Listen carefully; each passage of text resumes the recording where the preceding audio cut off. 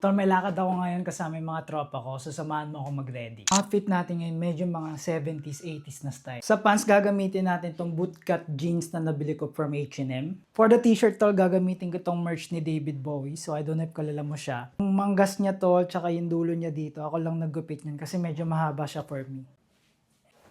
Ito yung fit niya sa akin, tol. So talagang fitted siya. Kahit dati pa, tol, talagang hapit na hapit sa akin. Kaya dati hindi ko alam kung saan ko ito babagayan. And ngayon, alam ko na. And sa shoes natin, tol, gagamitin natin tong YSL na suede ko na harness boots. Napakaganda na ito, tol.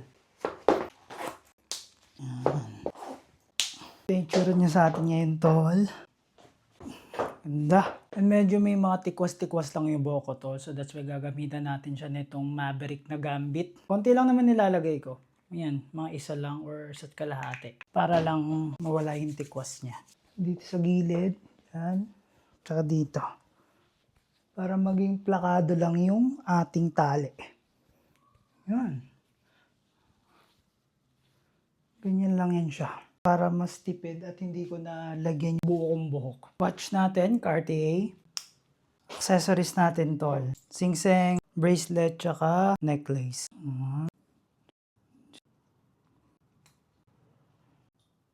And next natin, tol, gagamitin natin tong jacket na to, which is from Uniqlo sa women's section.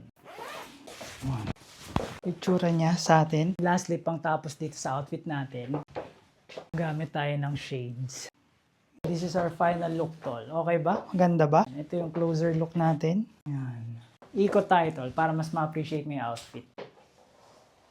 Oo, diba? Comment down below, tol, if nagustuhan mo yung outfit natin. So, yun lang, tol. Maraming salamat and bye-bye.